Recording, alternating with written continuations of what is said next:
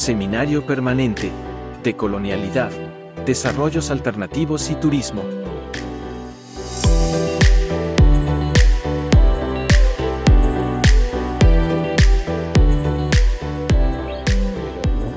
Y en nuestras comunidades no existían esas fronteras, nunca existieron esas fronteras, ¿no? Porque era esa comunidad que se intercambiaba, ¿no?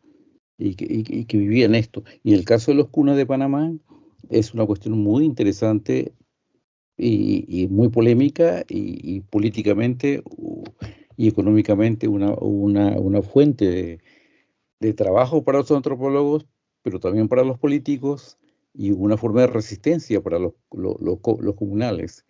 Bueno, mi nombre es Evaldo de León Muinapi. Hago antropología, no digo que soy antropólogo, yo pienso que hago antropología como puedo hacer poesía, escritura, y he trabajado en esa comunidad porque soy de esa comunidad indígena en el nordeste de Panamá, frontera con Colombia, que tiene una historia como todos los pueblos de América Latina, de Abiyala, como decimos los pueblos indígenas, de fronteras. Cuando no había esa Colombia, no había ese Panamá, no había México, no había Perú, sino habían los cunas, los aymaras y estos pueblos indígenas, ¿no? Entonces, en el caso de nosotros, a partir de 1903, ya vemos cunas de Colombia y cunas de Panamá. Entonces, cómo nos fueron ubicando, ¿no? Y entonces, la presentación mía, corta, ahora por cuestión del tiempo, es sobre cómo esa situación de ese pueblo indígena, de los cunas de Panamá, que es la mayoría de los cunas, porque en Colombia son cerca de 2.500 habitantes y en Panamá está la mayoría de los cerca de los 80.000 habitantes, cómo la cuestión turística, del turismo, ha significado también un lenguaje político, un lenguaje ecológico, ¿no? Y cómo todo eso ha significado alguna forma de defender el territorio o de resignificar políticamente el manejo de los recursos naturales. Porque los cunas vivimos en dos ecosistemas bien concretas, que son 400 islas. Es un archipiélago. Y cuando escuchamos islas, siempre pensamos en eso, ¿no? El Caribe, las islas, lo lindo, el mar, la playa, el sol, en fin, y además de eso, el bosque, ¿no? El bosque húmedo tropical. Entonces, teniendo esos recursos, es siempre apetecible para el turismo mundial utilizarlo eso como recursos naturales. Pero el caso entonces de los cunas es muy interesante porque ha sido una lucha política dura hasta ahora, de que como este recurso que tiene, que son las 400 islas, que es el archipiélago cuna, 400 islas que ahora los cunas utilizan también como método para hacer su propaganda política turística, a decirnos que son 366 islas. Imagínate, hasta eso la cuestión de la dinámica de las palabras es fundamental. Nosotros decimos, los cunas tenemos 366 islas, o sea, un día para cada día del año y sobre uno más. Y ese es un lenguaje, ¿no? Cómo la gente va dominando y reaprendiendo para utilizarlo como un manejo de un recurso, ¿no? De manejo de recursos, uno. Y el otro es cómo esos dos ecosistemas, que es el bosque tropical húmedo, las islas, interfieren en la reapropiación del territorio, ¿no? Porque otra de las cosas es, ¿será el turismo la panacea para resolver todos los problemas? ¿O puede ser el turismo lo mal que le puede servir a las comunidades para ir desapareciendo? ¿Qué es Yucatán hoy? ¿Qué es la zona maya hoy? ¿Qué son las zonas del norte de Costa Rica y muchas zonas en el otro, si no son territorios controlados, manejados, no por los pueblos indígenas que tenían el territorio, sino son manejados por empresas multinacionales y por el propio Estado? Entonces, eso como una pequeña introducción, ¿no? Porque los cunas en realidad originalmente venimos de Colombia, ¿no? No existía Colombia en ese tiempo, ¿no? Empujados por la cuestión de la colonia, y en las islas tenemos ¿cuántos? 250 o 300 años están las islas, el tal archipiélago. Y hoy es una zona bien apetecible, ¿no? para el turismo internacional y también para las otras entidades como la minería, ¿no? Que hace 2 o 3 días en Panamá, los que están atentos a las noticias se dieron cuenta que por lo menos un gran paso del pueblo panameño es decir no a la minería del cielo abierto. O sea, la lucha por los recursos naturales, lo cual tiene que ver mucho con la cuestión del cambio climático y la pérdida de la biodiversidad, viendo eso. Y dentro de ese esquema es que quería conversar un poco sobre la historia de los cunas, el turismo y el hoy. Porque mucha gente presenta, incluso nosotros propios como estudiosos de las ciencias sociales, de cómo el turismo puede ser bueno en algunas formas, cuando es bien manejado, como puede ser malo cuando es introducido por los proyectos y los programas y los estados, y cómo puede ser feo cuando no se maneja bien. Y en ese caso de los cunas, ¿cómo ha funcionado hasta hoy? Porque ha sido un modelo, entre comillas, de manejo de las formas de tener el control, porque hay un problema central. En 1925 los cunas se rebelan frente al Estado panameño para ir avanzando, ¿no? Y crean una república autónoma, efímera. 3 meses duró esa idea de la soberanía, que continúa a ser un sueño de todos los pueblos indígenas. Porque antes de haber Colombia, como he dicho, Colombia, México, estaban los pueblos aymaras, los cunas, los mayas, en fin. Y entonces ese proyecto no funciona, pero se negocia. Y entonces los cunas adquieren una autonomía territorial en esa comarca, el archipiélago, el Caribe. La ventaja fue que el Caribe en aquel tiempo, en los años 20, 30, no era apetecible para las economías gubernamentales, porque la economía se centraba en el Pacífico, el sur. El capital de Panamá que en el sur, el de Costa Rica y los otros países. Así que el Caribe era como una zona abandonada, lo cual le permite a los cunas blindar sus proyectos legales para poder organizando, para poder crear forma de gobierno que hoy es un ejemplo de autonomía. Posiblemente en Centroamérica sea la única autonomía indígena que existe y funciona. Entonces es el caso de los cunas.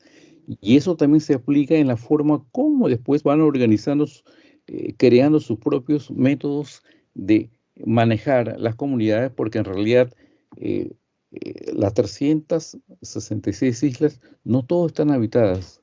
Estamos hablando de que esas 366 islas, 46 son habitadas. Y esas 46 comunidades indígenas, cunas, son comunidades autónomas en sí. O sea, una autonomía de las autonomías, donde hay una forma de manejar su propio gobierno, lo cual permite de que, por ejemplo, una de las formas de manejo territorial es que nadie que no sea cuna puede tener ninguna propiedad en la comunidad indígena cuna, ¿no? O sea, a partir de ahí ya hay un principio. O sea, a partir de ahí no puede haber ninguna propiedad turística, porque si no puede haber un resort, no puede haber una cosa, si no hay un apoyo de la propia comunidad, de la propia isla. Y esto es un paso fundamental. O sea, la comunidad es la que ordena, la que organiza y la que dice, puede haber un turismo. Por eso todos los turismos son comunitarios o familiares. Y eso es un punto central, ¿no? Y la otra forma como está organizada la propia comunidad, cómo elige sus dirigentes, ¿no? Un punto. El otro punto es, estamos dentro de un mercado, ¿no? Un mercado duro, terrible, no fácil, que el sistema capitalista, donde la cuestión de la migración es uno de los puntos fuertes de todos nuestros países centroamericanos. La gente sale de las comunidades, sale de las islas, se organizan en otros espacios. Y tanto así que, por ejemplo, 40% de los cunas viven en los centros urbanos. Pero por otro lado, la gran forma de sentir la identidad, el sentir el cuna, ha sido tan fuerte que continúa reorganizándose en las ciudades para poder apoyar a las islas, a las comunidades, para que no se pierda el sentido de que la comunidad cuna es una forma de sentir la identidad como fuerza política, porque hay un territorio. O sea, entonces uno de los puntos centrales es la territorialidad, ¿no?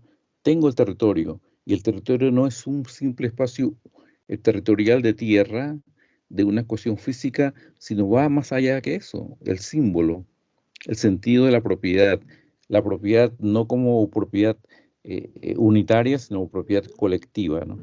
Y este es uno de los grandes puntos a pensar y a ver, ¿no? Porque el territorio va con la cuestión de la lengua, la forma como la gente habla la lengua y siente la lengua, cómo siente la cuestión de la memoria, ¿no? Entonces, en el caso de los cunas ha sido una cosa bastante fuerte, ¿no? Y el otro punto central ha sido, al final, ¿qué le ofrecemos a eso que llamamos la cuestión del turismo? Porque el punto que íbamos a conversar hoy, pienso que iba por eso, la cuestión de la centralidad, del manejo de los recursos y la cuestión del turismo, ¿no? Por ejemplo, un punto central es el papel de la mujer, porque el papel central de lo que se ofrece como uno de los sujetos y objetos del turismo es la artesanía, ¿no? Además de las islas, de esto, que es la mola, que es el vestimenta de las mujeres, en donde ahí está. Al final, ¿qué queremos vender, entre comillas? ¿Cómo comercializamos nuestra cultura? Ajá. Y a partir de ahí, cuando hablamos de eso, mucha gente dice, uy, los cunas están jodidos porque están vendiendo su cultura. Pero veamos cómo ese pueblo, que supuestamente vende su cultura, lo utiliza como forma de manejar su propia identidad y de luchar por su identidad y su propia forma de manejar sus políticas, ¿no? Entonces ahí está el debate dentro de la academia, saltando a otra cosa, ¿no? ¿Cómo, cómo pensar de que ahí no hay una forma de aculturación total, sino una forma de postcolonialismo? ¿Es posible pensar eso? O tal vez sí. ¿Cómo verlo como una forma de una comunidad indígena teniendo el manejo de su territorio, teniendo el manejo de sus recursos, puede negociar su etnicidad? ¿O cómo puede utilizar todo esto para poder utilizar esas políticas para poder buscar recursos para su bienestar económico? ¿O cómo puede saber, o cómo también puede ser una forma de ir perdiendo esa forma? O sea, es un problema serio y no tan fácil. Pero la gran ventaja del pueblo cuna es que eso el pueblo cuna lo debate en sus congresos internos. O sea, lo maneja como parte de su problema diario. Y eso es una cosa central, eso es una cosa fundamental. O sea, las comunidades, las 49 comunidades viven esa cosa, porque no todas las comunidades viven la cuestión turística. Vamos a poner 10 o 15 comunidades que viven eso, pero las otras comunidades viven, por ejemplo, el aporte que viene de la venta turística, la cuestión de la artesanía, el propio Congreso General Cuna, que es uno de los puntos centrales también, porque la organización central del pueblo cuna es el Congreso General, que es la autoridad máxima, pero autoridad máxima que solo tiene sentido cuando los 49 comunidades le dan esa posibilidad de esa autoridad. O sea, ellos no pueden decidir por sí solos. Y esa autoridad, una de sus grandes bases económicas es el turismo. Eso es claro, ¿no? Ahí está, porque el dinero entra. Mucha gente quiere conseguir esas islas porque son islas hermosas, el Caribe, el mar, la playa. Pero por otro lado, son islas coralinas bien débiles a nivel físico, ¿no? Porque no tienen elevación a nivel del mar. Cualquier día van a desaparecer y uno de los grandes problemas está ahora el cambio climático y la cuestión de la pérdida de la biodiversidad. Las primeras islas, para ir acabando un poco, que van a desaparecer en el Caribe son las Islas Cunas, supuestamente, según la ciencia. De aquí 100 años no habrá antropología cuna, sino arqueología cuna tal vez, de las islas que van desapareciendo por las por la cuestión de la subida del mar, que es otro contrasenso, ¿no? Cómo toda esa basura que se va disparando en el mar Caribe, de los barcos petroleros que pasan, de todo lo que está pasando, va a inundar las islas de una comunidad que siempre luchó por la conservación de lo verde, de los ecosistemas, de esto. O sea, todas esas contradicciones, la comunidad cuna los está sintiendo, lo vive y va. Hoy llegaron a Dubái. Bueno, Dubái, como tantos congresos en el mundo, más que resolver las cosas es hacer propaganda, pero por lo menos la gente participa, donde van a hablar de la contribución, de la cuestión de cambio climático, en fin, pero la gente en las comunidades están viviendo ese problema real, serio, ¿no? La cuestión del cambio climático, la pérdida de la biodiversidad, la cuestión de la minería en cielo abierto, la cuestión de la migración y cómo dentro de esto la cuestión turística funciona, afecta, o si es una alternativa para resolver los problemas económicos de las comunidades. Y esto es una de las cosas más complejas para nuestras comunidades, para los pueblos indígenas, ¿no? Porque por un lado hay una cosa central que los pueblos indígenas, en el caso de los cunas, de los noves, de los emberás, han entendido de que el hecho de que siempre se dijo que el indígena precioso, fundamental, básico, importante era en los museos porque estaba muerto, se veía, y ahora se dan cuenta que el propio indígena se da cuenta que el indígena valioso no es el que está en el museo, ni está en las academias, sino está en la lucha por su territorio. Porque los museos como que congelan, y han congelado, ¿no? Es lindo aplaudir las molas, la vestimenta de los indígenas, lo que produce, pero cuando el indígena protesta por su tierra, o la forma de manejar el territorio y querer el turismo no masivo, el turismo artesanal propio, ya es indio malo, ¿no? Porque el indio bueno está en el museo. Entonces, estas son cosas que la gente lo está viviendo, lo siente y lo presenta.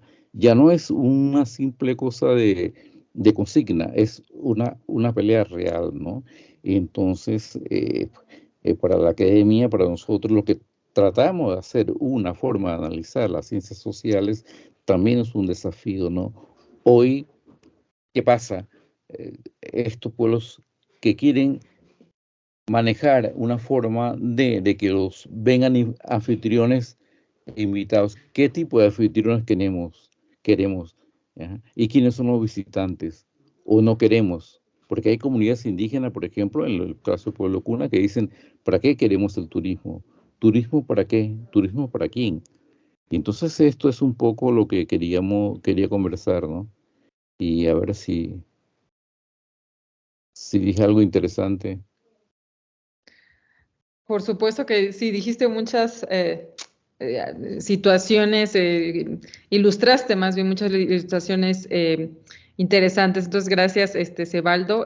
Por los tiempos, vamos a dar pie a la última intervención de Gaby y de Florencia. Y ya intentemos cerrar al 20, al 15 para escucharnos, retroalimentarnos, a ver si es posible. Hola Gaby, hola Florencia. Bueno, les cedemos el uso del micrófono, les damos la palabra. Ojalá puedan compartir. Yo hace rato tuve alguna situación por ahí, pero esperemos que ustedes sí puedan. Gaby, si querés. Bueno, muchas gracias, Rebe. Buenas tardes a todos, todas. Espero que andamos muy bien. Mi nombre es Gabriel y Florencia. Flor, si querés saludar de paso. Buenas tardes a todos y a todas también. Mi nombre es Florencia. Venimos de la Universidad de La Plata. Argentina, sí.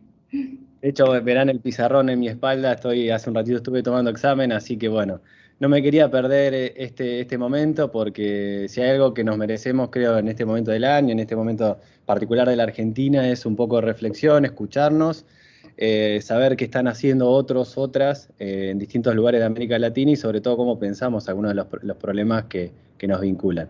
Sabemos que tenemos líneas de investigación diferentes, pero también sabemos que tenemos puntos de conexión que creo que eso es un punto interesante como para pensar qué hacemos, cómo lo hacemos y desde dónde lo hacemos, ¿no? Que creo que puede ser uno de los comunes denominadores de lo que estuve escuchando, y pido disculpas que no pude escuchar a todos, todas en profundidad, pero recién escuchando a Cebaldo, si él decía si dije algo interesante, y sí, definitivamente creo que acabas de decir muchas cosas que esperamos que también podamos recuperar en alguna de las exposiciones que les compartimos a continuación. Bueno, comparto pantalla.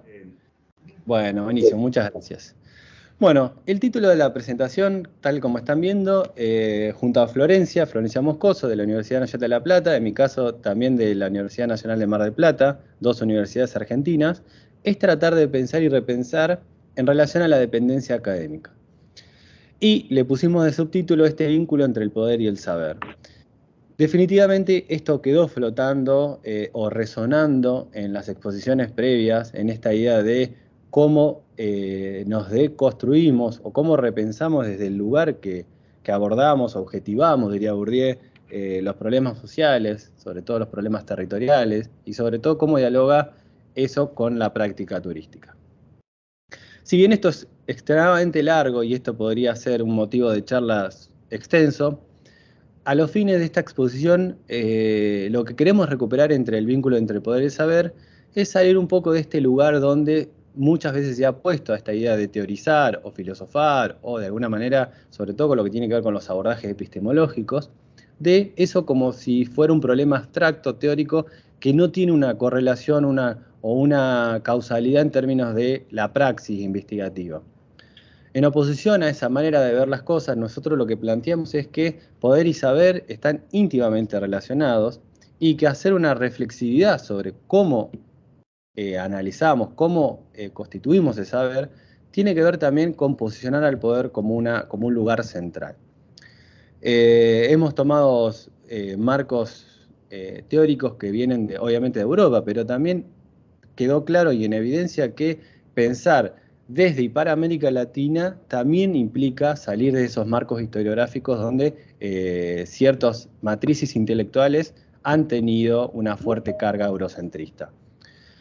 En función de eso, ahí hay varios aportes que podemos recuperar para saber esta genealogía del saber, es decir, cómo construimos, cómo estudiamos y cómo también convalidamos o validamos ese saber, que no es menor en este contexto de las ciencias sociales y particularmente de los estudios turísticos, ya no solamente qué es lo que estamos debatiendo y sobre todo qué estudiamos, sino cómo estudiamos aquellos instrumentos que legitiman o convalidan ese conocimiento.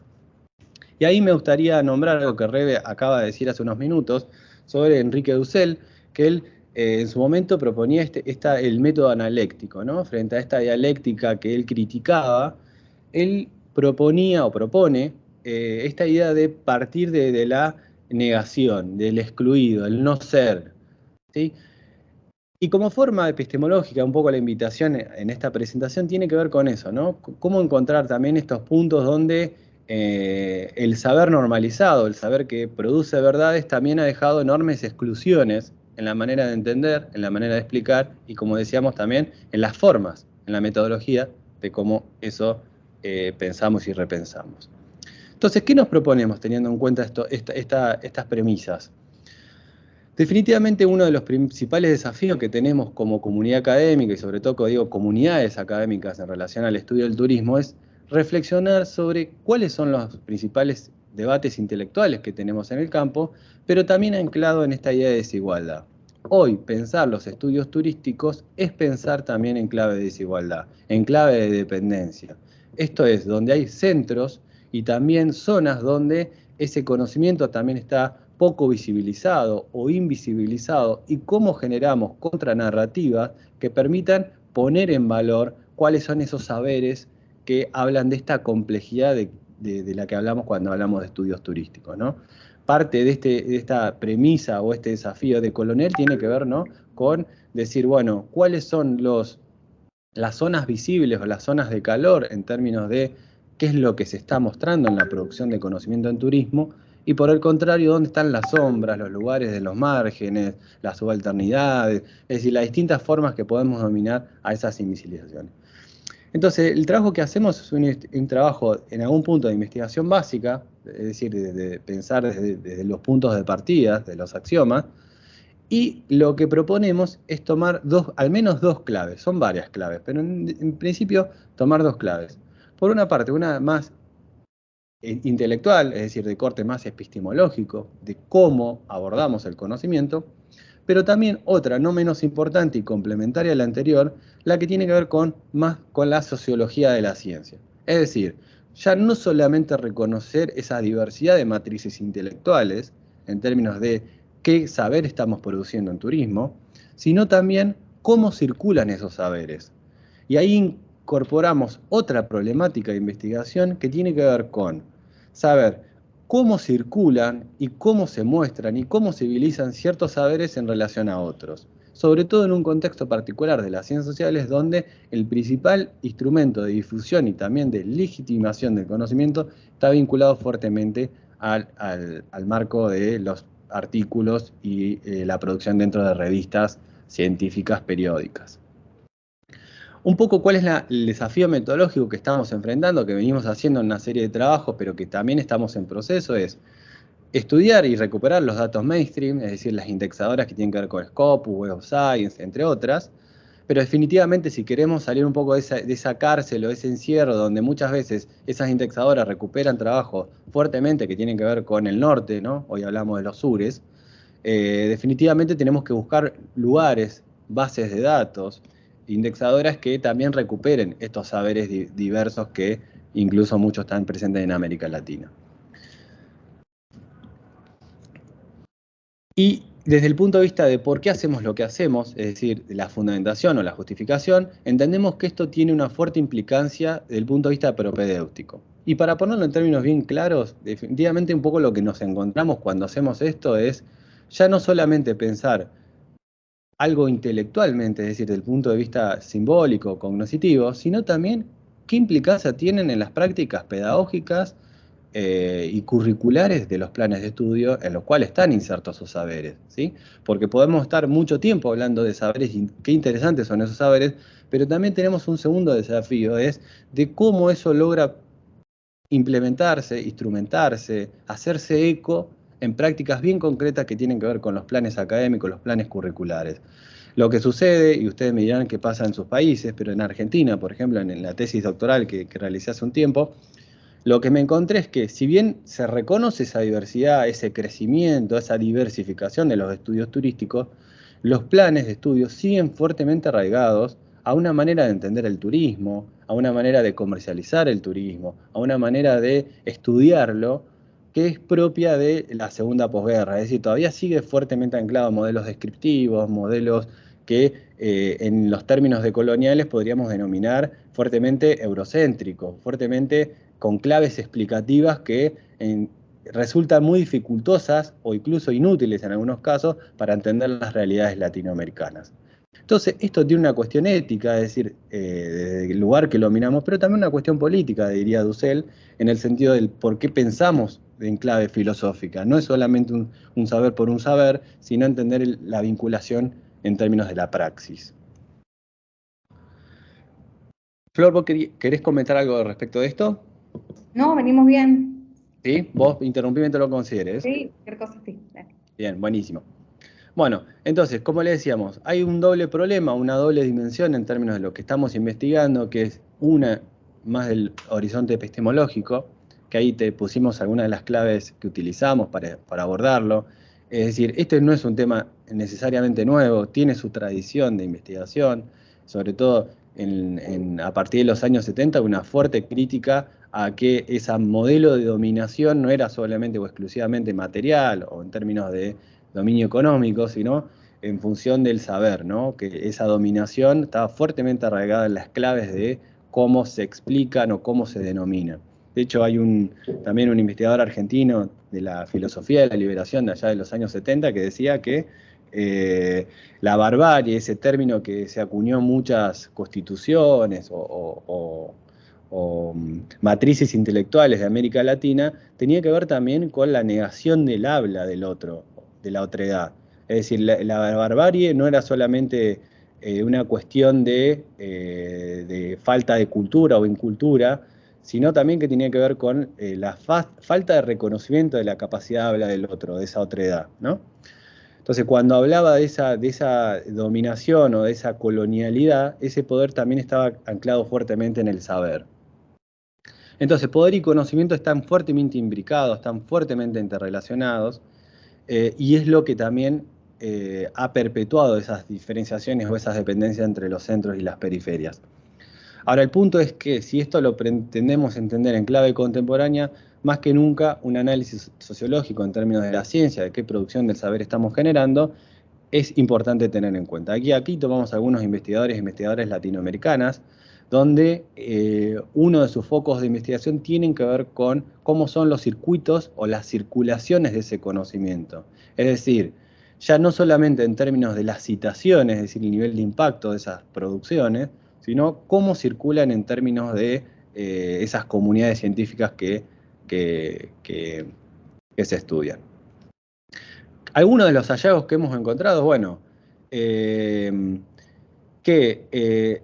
esto de no se han visibilizado, además de, digamos, cuando analizamos, como les decía, los planes curriculares o los posgrados, etcétera, etcétera, esa diversificación o esa diversidad raramente se encuentra arraigada o mimetizada dentro de ese modo de enseñanza del saber.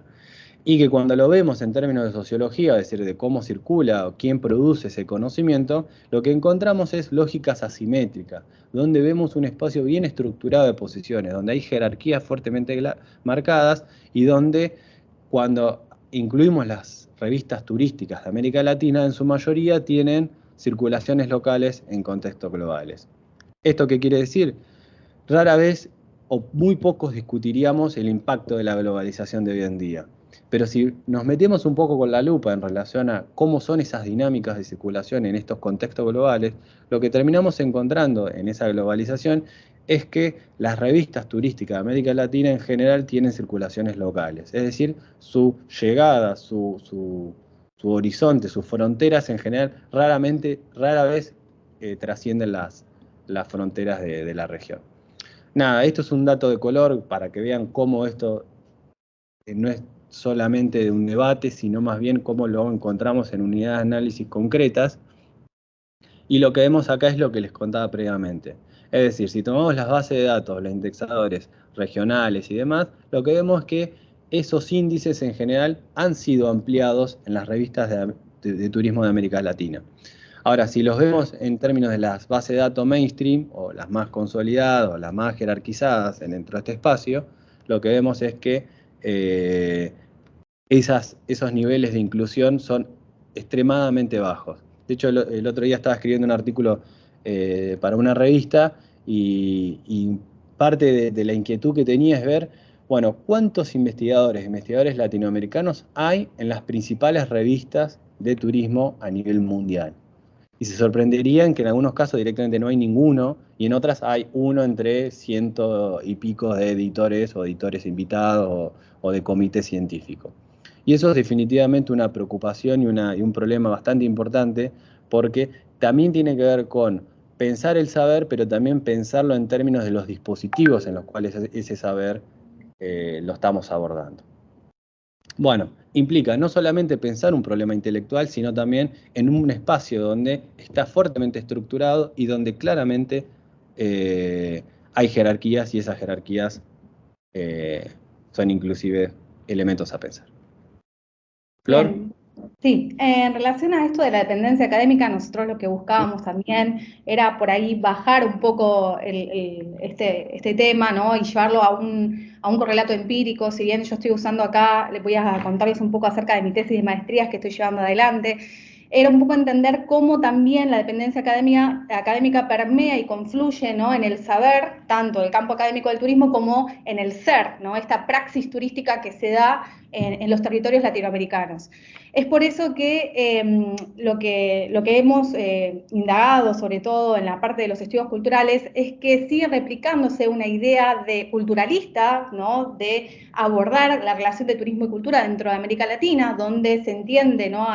a la cultura como algo auténtico, esencialista, romantizado, ¿no? Una visión culturalista que ha sido incluso superada en otras disciplinas académicas, que también hoy Rebeca habló sobre esto, ¿no? Hay mucho ya hablado, que se habla de colonialidad en otras disciplinas, pero en el turismo todavía siguen permeando algunos patrones, si se quieren denominar neocolonialistas, donde permean también, donde se incluyen en dos trayectos, que ahí los menciono, que es primero la enunciación de la alteridad, como el discurso turístico, ¿no? Promociona esos referentes socioculturales de un territorio, y por el otro lado se cree que el turismo termina por banalizar la cultura, como si fuera una fuerza exógena, externa, que sí tiene una serie de impactos, pero también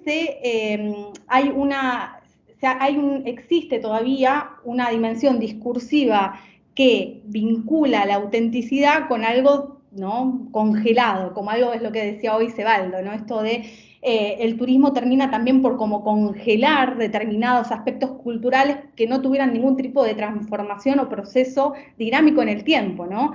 Y eso es lo que se termina promocionando, ¿no? Una mirada muchas veces dentro de América Latina, sobre todo en el Caribe, bastante colonialista.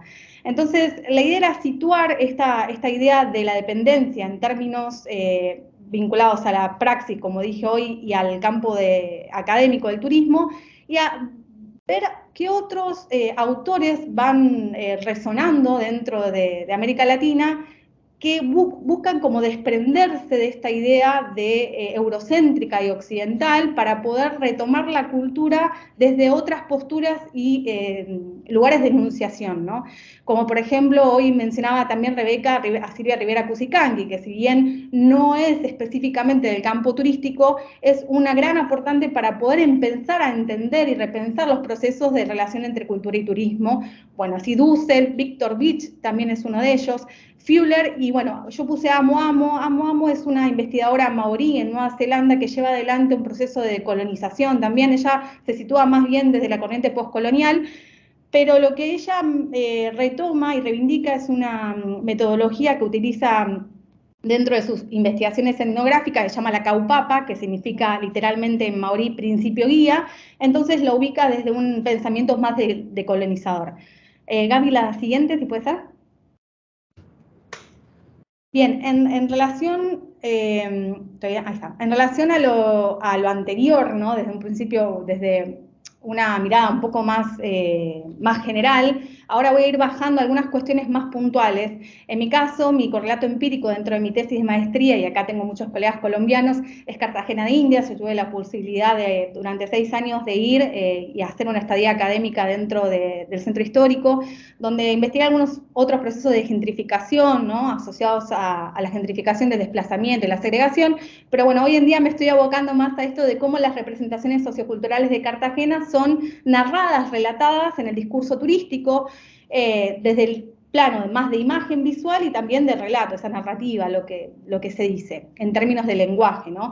Y acá yo quería rescatar lo que dijo Cebaldo muy bien, que me pareció interesante eso de el turismo como lenguaje político también, ¿no? El turismo como un dispositivo discursivo que media esas referentes socioculturales y los menciona, los enuncia de una manera y bajo ciertos parámetros, criterios que son muchas veces demarcativos. En el caso de Cartagena de Indias, la idea es problematizar cómo se da esa valorización turística y patrimonial y preguntarse esto, desde qué actores, posiciones e intereses se enuncian esas representaciones culturales, ¿no? Acá menciono un apartado que dice Victor Beach en uno de sus artículos, que me pareció súper interesante, en esto de la colonialidad del poder, ¿no? Como un nuevo dispositivo de alcance global que tiene como objetivo inventar turísticamente a las identidades subalternas con el fin de rescatar un sinnúmero de beneficios vinculados a lo económico. La siguiente, Gaby. Bien, la idea del trabajo que estoy haciendo, si bien con Gaby estamos tocando, tenemos algunos toques, ¿no?, dentro de nuestra investigación. Nosotros estamos hablando de la epistemología, ¿no?, la dependencia académica, pero acá también permean los estudios culturales y fuertemente en esto de la praxis, más vinculado al correlato empírico, que me parece interesante rescatar eso de Silvia Rivera Cusicanqui cuando habla de poder generar una decolonización desde la praxis y no quedarnos solamente en esas ideas. La idea de esto es interpelar las imágenes y la narrativa utilizada en el sector turístico, y acá buscando ver qué dice el sector privado, qué dice el ente gubernamental de gestión turística y qué dice también las comunidades y los movimientos sociales y culturales, en este caso en el barrio de Semaní, cómo recepcionan esas ideas, esas narrativas, esos discursos, y cuál es la contranarrativa que ellos también tienen en función de lo que se dice, ¿no? Por parte del turismo, ¿no?, desde un lado más hegemónico, si se quiere. También poder interpelar esto, y eso lo dijo muy bien Cebaldo hablando de esto del museo, como los indígenas se encuentran congelados bajo ese parámetro de lo museístico, y que cuando pasan a desanclarse de ese espacio, son vistos de otra manera o no reconocidos como tales, ¿no? Entonces acá lo que entramos es que los sujetos sociales en el turismo son discursivamente construidos como un artefacto exótico y mágico, donde hay una taxonomía, por ejemplo en el caso, como ustedes sabrán, de la palenquera, ¿no?, con sus vestidos de colores, con sus frutas, tienen una taxonomía y es criterios demarcativos de cómo tiene que verse esa figura afrodescendiente en el turismo para poder vender y atraer a los turistas. Pero al mismo tiempo que se lo demarca bajo esos criterios, pierde su característica política, termina siendo un sujeto altamente despolitizado. También la idea de poder como desafío, ¿no?, dentro, y esto es para charlarlo entre todos y creo que es un debate, poder reconstruir el campo académico del turismo y la relación que tiene el turismo con la parte de la cultura, por esto mismo de que cuando se habla de multiculturalismo, ¿no?, y acá muy bien Rivera Cusicanqui lo critica, este multiculturalismo, Dussel también habla de una ilusión simétrica de culturas, pero en realidad no se habla de la diferencia colonial, sí de la diferencia cultural, y es poder reconstruir esa relación entre turismo y cultura para poder entender que hay una relación colonial y también una relación de poder detrás de cómo se enuncian esas referentes socioculturales dentro del turismo. Acá les dejo una frase de Víctor Vich que dice, bueno, el proyecto intercultural parece realizarse solo al interior de un nuevo tipo de relación colonial, aquella de mercado que asigna nuevos roles para satisfacer únicamente necesidades hegemónicas, que son las del mercado. Creo que la siguiente y ya que ahí terminamos, Gaby. Gaby, ¿querés empezar vos o querés que termine yo? Dale. Bueno, a modo de conclusión, definitivamente no son conclusiones, pero como para ir redondeando algunas ideas y en todo caso dialogarlas y debatirlas a continuación, es un poco la preocupación que siempre nos ocupa, que tienen que ver con el uso acrítico unidireccional de los marcos teóricos y metodológicos. Ese arte marcial de la mente que diría Bourdieu con el tema de la reflexividad, es decir, reflexionar, que no es solamente pensarnos como sujetos y somos en términos de clase, raza, etnia, sino en términos estructurales, digamos, plantea un espacio estructural de oposiciones, también pensar en las claves de, como decíamos, desde y para América Latina, creo que es fundamental para, no solamente como una práctica investigativa, sino también como una práctica que es mucho más transversal y mucho más amplia que eso, ¿no? Y definitivamente eso hacerlo en clave de, Rebe hoy decía saberes situados, ¿no? Acá poníamos como texto modelos contextuales, pero definitivamente se trata de eso, ¿no? De entender que existen lógicas globales, pero no perder de vista dentro de estas tensiones, dentro de estos procesos más generales, estas características que tienen que ver con los saberes situados. Y en todo caso el desafío es cómo dialogan o cómo entran en tensión estas dinámicas dentro de los modelos explicativos de cómo abordamos algunos de estos problemas sociales.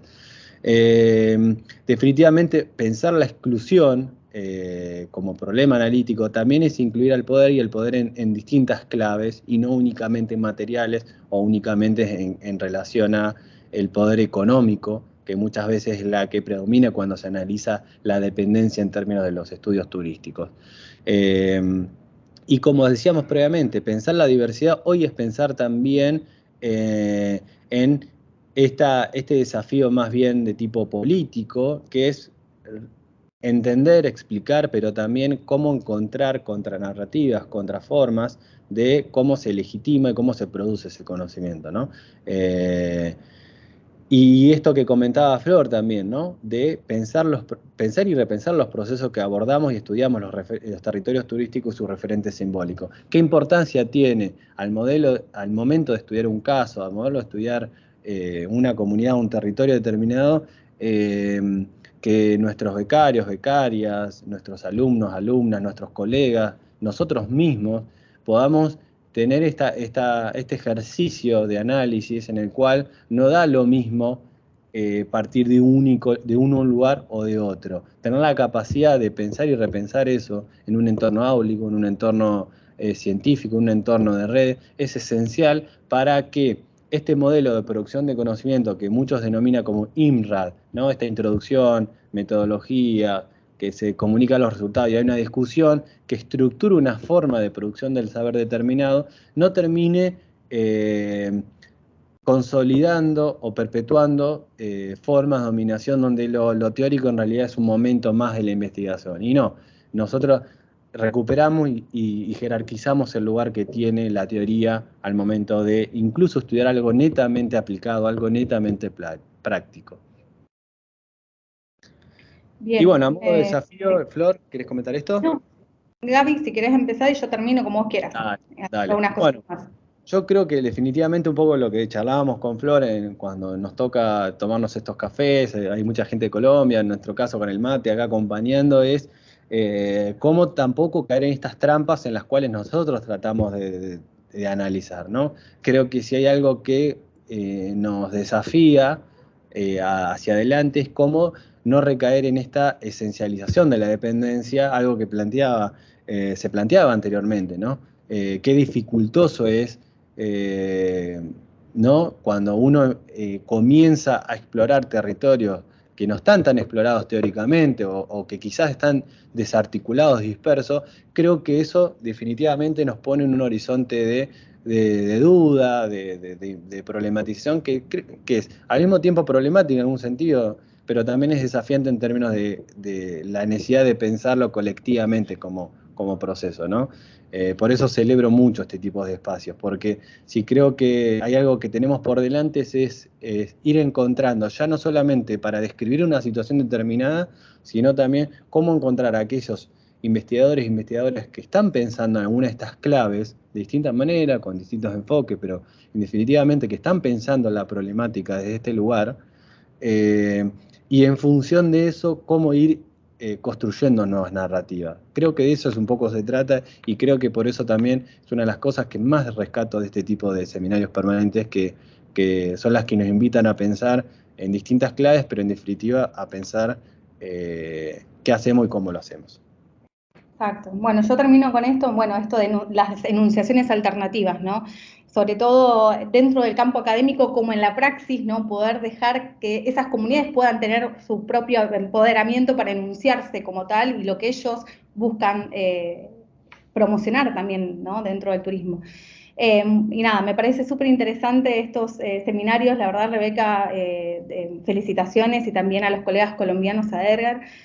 Son espacios que son realmente necesarios para poder ir construyendo este conocimiento que muchas veces es como que cada uno sienta que se siente solo o alejado, medio disperso, pero está bueno encontrar estos espacios para poder apoyarnos entre todos y todas. Así que muchas gracias. Pues también gracias a ustedes porque lo hacen posible, o sea, un seminario no es, sino en conjunto, en colectivo, y qué padre que todos nos podamos escuchar, acompañar, retroalimentar, nutrir, ¿no? Con todas estas posturas, acercamientos, reflexiones. Yo estoy muy contenta, los acabo de escuchar y estoy así como niña con juguete nuevo, es decir, en el sentido de esta degustación académica que retomo eso de la decana acá de Cundinamarca. Qué padre que estas intervenciones sean tan potentes, ¿no? Toca hacer eco nada más y seguir construyendo. Allí al espacio, bueno, vamos a abrir el espacio para preguntas, respuestas, debates, demás. Quisiera que nuestros asistentes pues abrieran su micrófono, comentaran. Hay un montón de pues de temas, de reflexiones que podemos ampliar. Yo hice un montón de anotaciones, pero no quiero acaparar, sino más bien dar la posibilidad a los demás, a los asistentes que están acá, que pues quieran resolver alguna duda, compartir alguna reflexión, contrarrestar alguna afirmación, no lo sé, también es válido, para eso son los seminarios. Y bueno, adelante, no sé si alguien quiere abrir su micrófono, participar.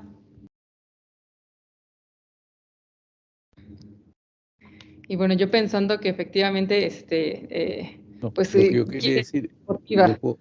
dos cosas, ¿no?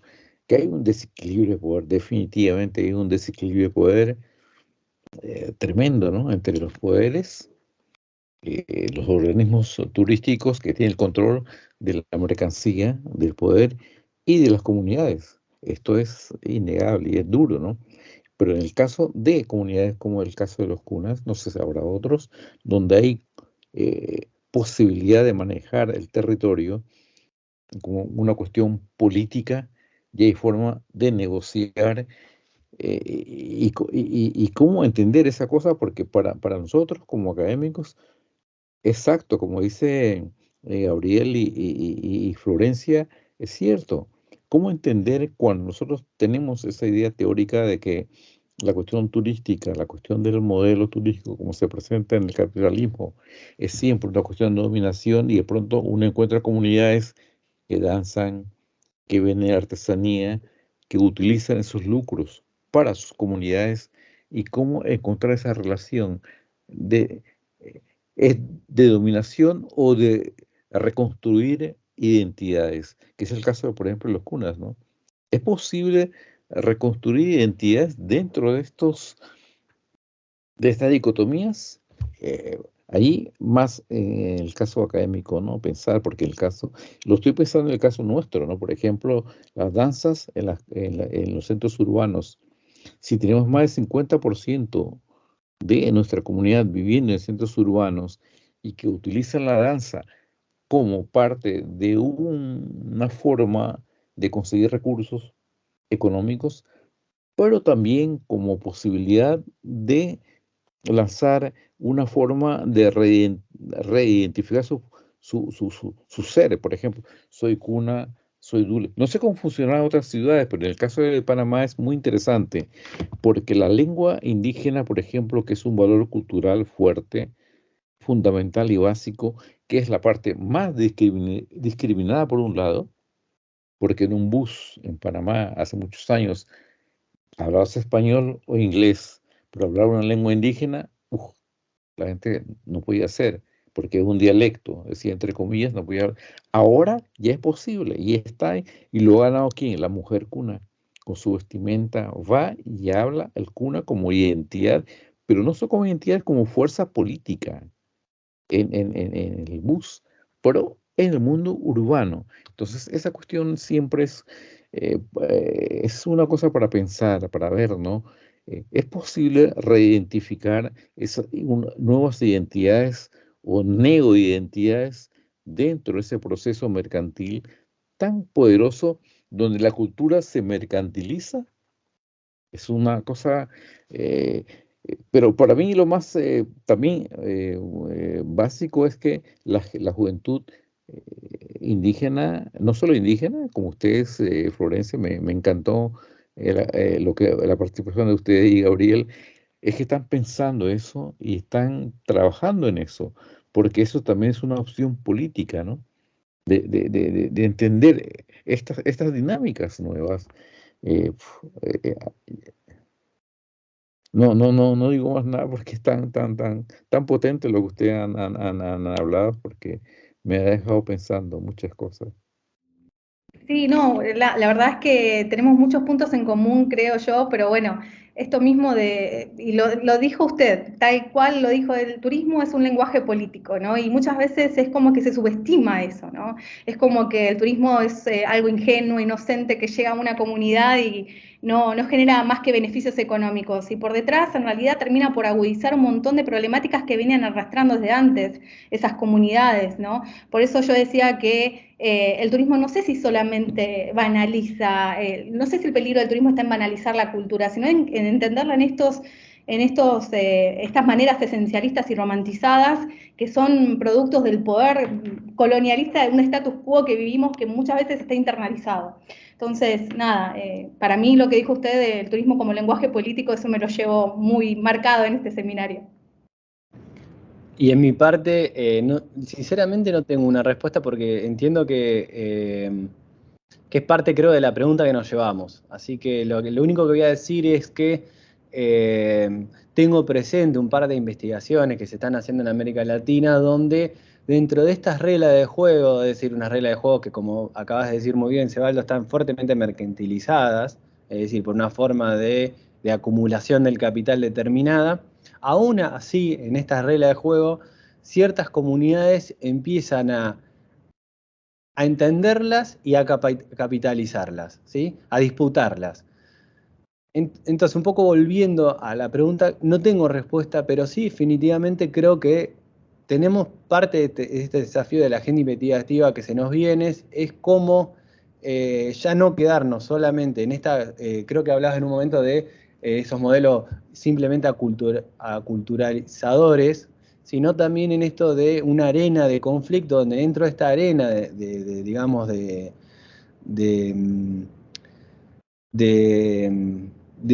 valorización o de resignificación de ciertos valores, tradiciones y costumbres, ciertos actores que estaban en los márgenes empiezan a jugar, ¿sí? El punto de vista, creo que las preguntas más importantes que me llevo yo al menos es ¿cómo es ese modelo de juego? ¿Qué eficacia tienen en términos de estas reglas que son mucho más complejas de lo que pasa en un territorio X, ¿no? Yo creo que eso implica un análisis mucho más pormenorizado, particularizado, que en algunos casos puede darse de una manera determinada, en otra de otra, pero creo que definitivamente tenemos ese desafío de no caer en la trampa de nosotros también sobreescribir esta dependencia, ¿no? Sino en cómo ir encontrando esos mecanismos de hoy lo decíamos en términos de contrarrelatos, de respuestas alternativas. No sé, esa es la reflexión que se me ocurre en este momento, pero me has dejado pensando también, Cebaldo.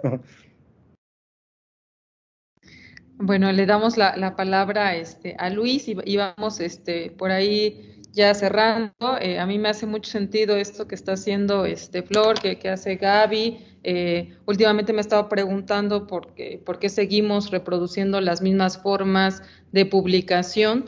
Digo, en México, por ejemplo, es cierto que existe un sistema nacional de investigadores que se alimenta de ciertas publicaciones, pero estas publicaciones son específicas de ciertas revistas, o sea, sí nos reconocen, digamos, para entrar a ese sistema nacional, sí nos reconocen la publicación, pero en ciertas revistas, con ciertos estándares, con ciertos cuartiles, y de pronto en algún momento también lo he estado preguntando, o sea, ¿por qué no mirar otras formas de publicación? ¿Qué es lo que nos está impidiendo, digamos, estas otras posibilidades, estas otras formas? Porque no solo es el artículo con esos grandes elementos, esta gran estructura, sino además, ¿por qué no pensar en otras posibilidades de evocar esas realidades, de describirlas, de explicarlas, de compartirlas, como los poemas, como las pinturas, como la letra de la música, los dibujos, ¿no? Creo que, no sé, por ahí se los dejo, a ver qué pasa con eso. ¿Quién publica poemas en turismo? ¿Quién publica la fotografía, la pintura? Hace días yo estoy con un proyecto de investigación sobre sustentabilidad y las personas me compartían en su manera particular de ver al turismo rural un poema. ¿Y cómo le explicas eso a la academia? O sea, me dijeron que el turismo es esto, y lo compartes y todo el mundo se descoloca. O sea, fue brutal cuando lo compartí en mi universidad, porque no están acostumbrando a esta otra posibilidad de lenguaje. Y bueno, por ahí lo dejo ya. Luis bajó la mano, dijo a ver a qué horas me dan la palabra. Perdón, Luis, no quería dejar pasar esta oportunidad para pedirle si en su estudio, en su investigación, pues también rastrean eso. O sea, ¿por qué en turismo, por qué en nuestras disciplinas también no hay otras formas de publicar? ¿Por qué no se reconoce, por qué no se valida y se publica eso, ¿no? Ya, lo dejo ahí. Luis. Se fue un poema volando, ¿no? Porque Rebeca lo que acaba de decir es, potente, es lo que estamos tratando de hacer también en comunidades nuestras, pensar no solo el turismo, sino los turistas también, porque es la parte fundamental. Cómo muchas cosas cambian con esos encuentros, ¿no? La forma como se ve, ¿no? Porque siempre es de parte a parte, ¿no? Es decir, más que un tinglado, que sea un encuentro, ¿no? Un encuentro de cosas. Es un desafío potente, ¿no? ¿Y dónde está Luis? Pero me gustó mucho ese encuentro, ojalá sigamos pensando, ¿no? Y viendo, y los invito algún día a visitar nuestras comunidades en Panamá, esas islas mágicas, interesantes, que tratan de crear no una forma de turismo, sino una forma de comunidad. Pienso que por ahí va, ¿no? La cuestión de la comunidad, ¿no? Abrazos. Gracias, Evaldo. Luis, Ya, si listo, es que quieres. no podía, disculpe, Ya. no podía No entrar te- a mi micrófono. Esto es rápido, mi intervención, más que nada es para que aclararan más Gabriel y Florencia sobre el punto de los desafíos de qué significaría, no me queda claro todavía lo de esencializar la dependencia, ¿no? de nuestros estudios, ¿no? No me queda claro la parte de esencializar, o sea, en este sentido como que sería bueno que siguiéramos generando ahora sí que papers para un tipo de, o sea, se puede generar un tipo de también de giro, ¿no? De donde pues, la gran mayoría igual pueda publicar en otros idiomas, en inglés, en otros idiomas, y finalmente esto también puede repercutir, ¿no? A que pues ya después ya ni se lea, ¿no? En español, en portugués, en otros tipos de lenguas, ¿no? Entonces sí quisiera que abundaran más en ese tipo de situación. Bien. Bueno, gracias Luis por la pregunta. Un poco lo que apuntábamos con eso es que, y sobre todo en este autoanálisis que proponemos nosotros, es cuando nos hacemos el ejercicio con Flor de qué hacemos y cómo lo hacemos, de identificar ese peligro de solamente describir o caracterizar la dependencia sin siquiera pensar dispositivos de cómo transformar eso. Cuando decíamos que un poco la invitación de la filosofía de la liberación tiene que ver con no solamente de pensar en esa crítica a una manera de hacer filosofía, una manera de hacer la ciencia, sino también pensarlo en términos de transformación. Y con esto, para ponerlo en términos más concretos, de no solamente ser capaces de entender y caracterizar una situación determinada, terminemos describiéndola, ser buenos descriptores de una situación, pero eso tenga un alcance bajo en términos de las transformaciones que se requieren.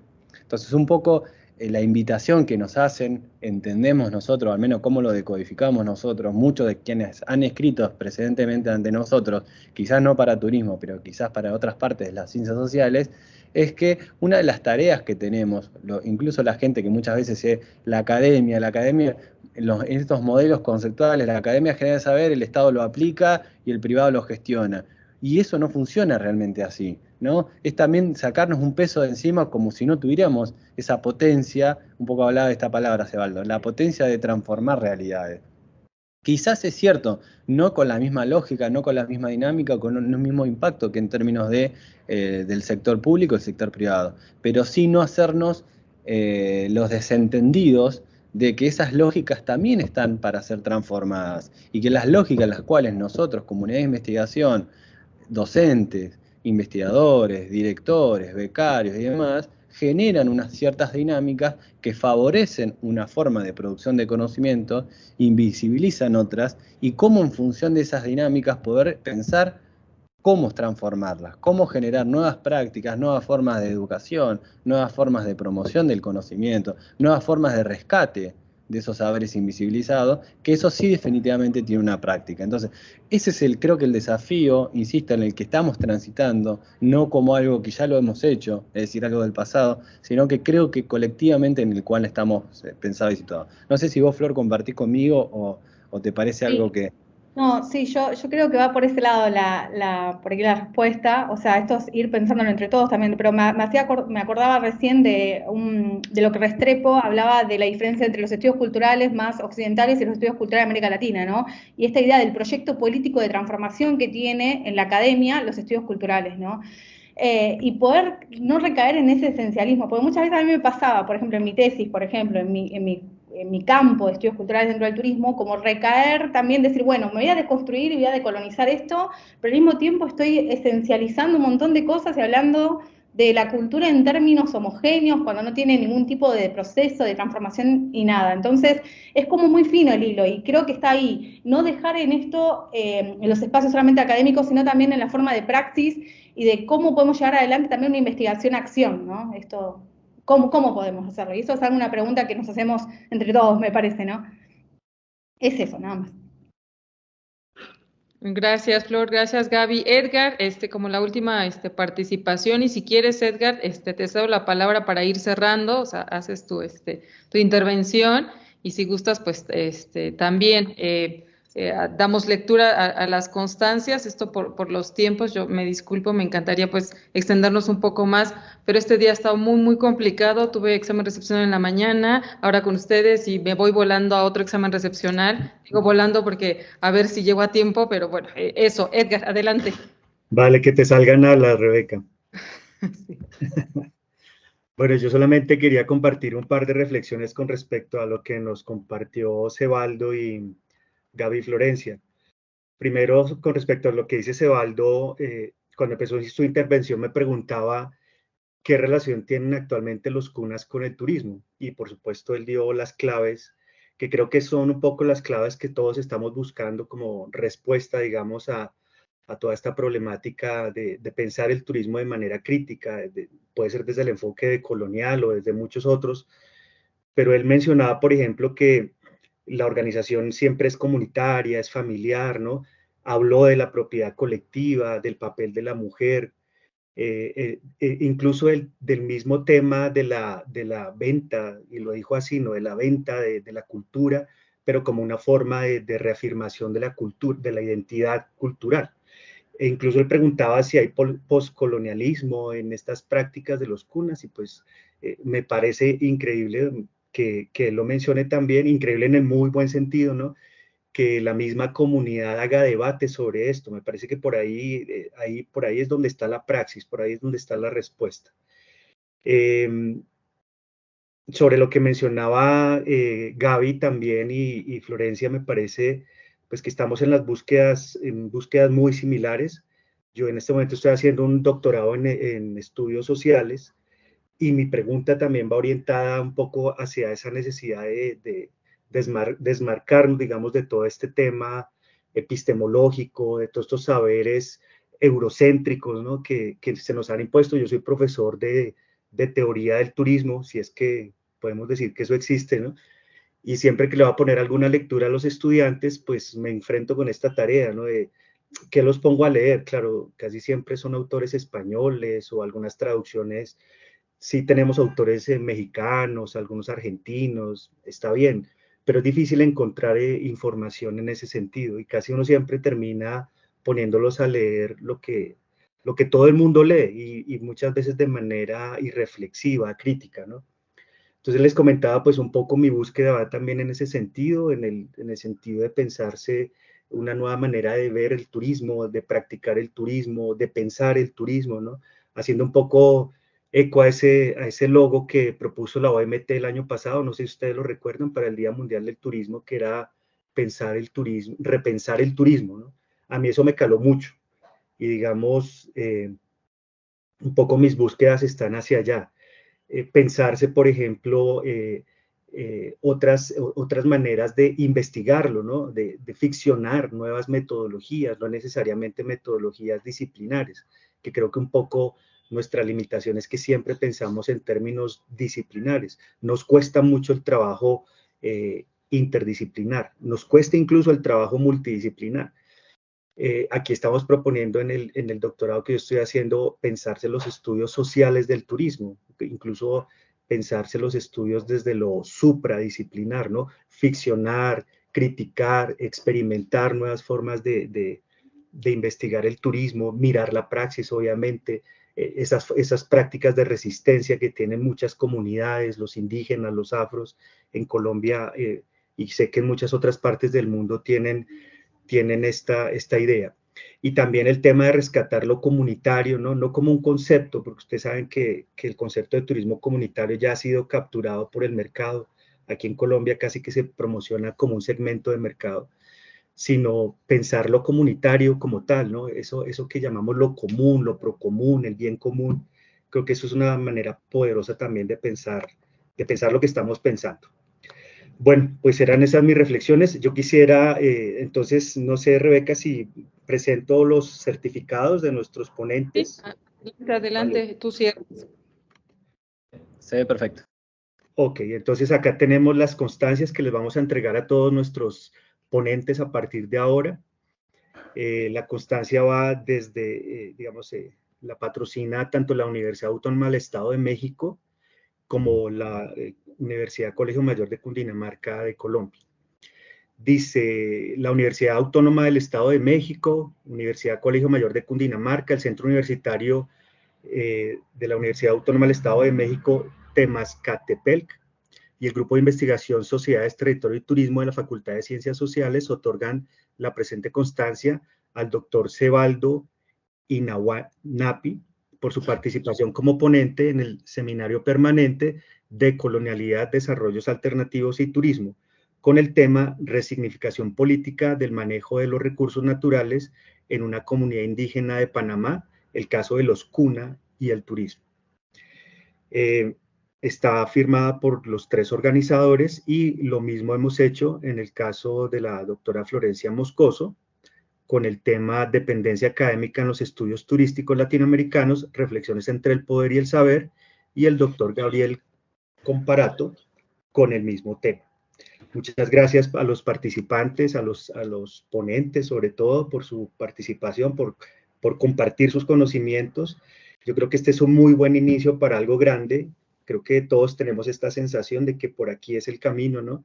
Y esperamos que en la próxima convocatoria no seamos 13 o 14, sino que podamos ser 30, 50, ojalá, y podamos fortalecer cada vez más este grupo. Y que podamos estar en México con ustedes. Sería lindo, ¿no? En casa. Uy, Cartagena, que te gustó Cartagena, me imagino. Sí, muchísimas gracias por la oportunidad, la verdad estoy muy agradecida. Un placer. Igualmente. Gracias, Gaby, gracias, Evaldo, gracias, Flor. Pues vamos cerrando y la invitación continúa para el siguiente año. Ojalá nos acompañen todos. Pues que tengan buena tarde desde acá, desde México. Y bueno, les mando por ahí a sus correos el formulario de Google Forms, esto para tener un registro de las asistencias, pero también para rescatar algunos datos que nos pueden servir, si es que esto camina bien, para armar un congreso el siguiente año. Y bueno, eso, cerramos. Pues hasta luego, que estén bien, un gusto estar con ustedes y compartir. Buena tarde. Hasta luego, gracias. Felicidades a todos. Universidad Autónoma del Estado de México. Universidad Colegio Mayor de Cundinamarca, Bogotá, Colombia. Centro Universitario UAM Temascaltepec. Grupo de Investigación, Sociedades, Territorio y Turismo, de la Facultad de Ciencias Sociales. Seminario Permanente, de Colonialidad, Desarrollos Alternativos y Turismo.